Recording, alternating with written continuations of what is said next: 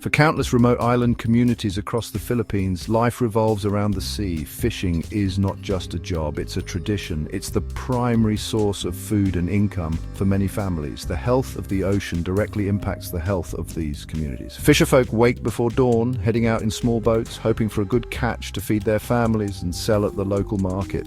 This daily rhythm is vital for their survival and cultural identity. Without a good catch, hardship quickly follows, impacting everyone in the village. However, a major challenge constantly looms over these hard-working people. The tropical heat is relentless.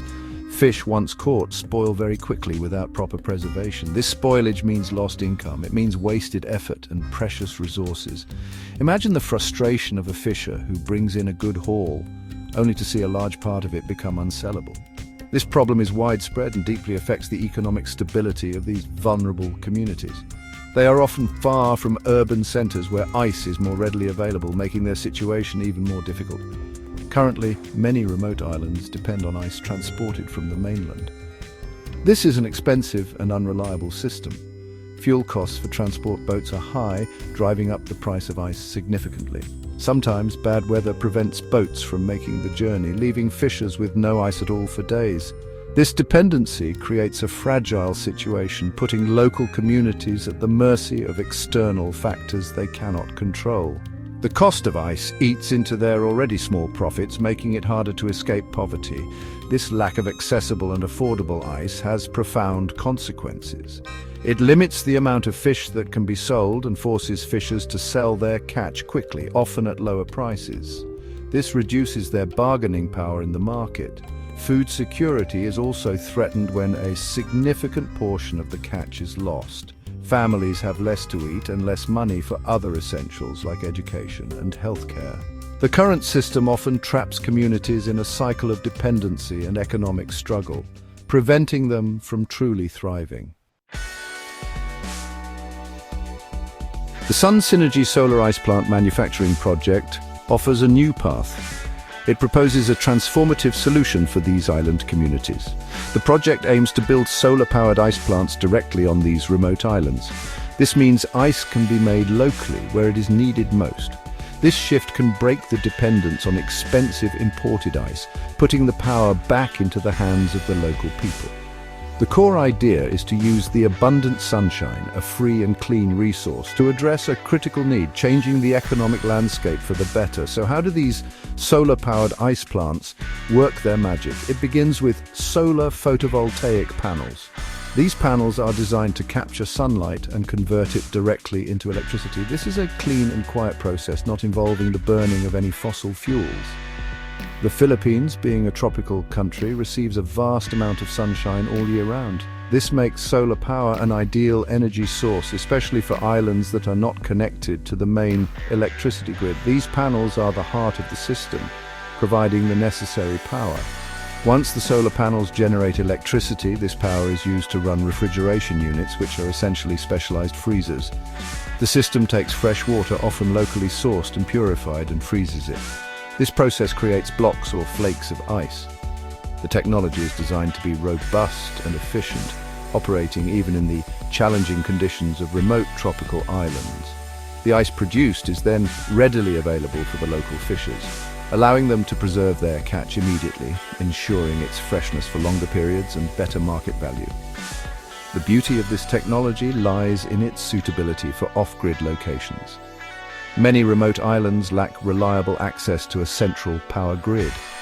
Building traditional power infrastructure is often too expensive or logistically difficult. Solar ice plants offer a decentralized energy solution. They are self-sufficient, relying only on the sun. This means communities can have a reliable supply of ice without needing massive infrastructure projects. It empowers them with energy independence, which is crucial for sustainable development and resilience in the face of changing global energy prices. One of the most significant advantages of solar-powered ice plants is their positive environmental impact. Traditional ice production and transportation rely heavily on fossil fuels. Diesel generators often power ice plants in off-grid areas, and boats used for transporting ice also burn diesel. This releases greenhouse gases into the atmosphere, contributing to climate change, which in turn threatens the very marine ecosystems these communities depend on.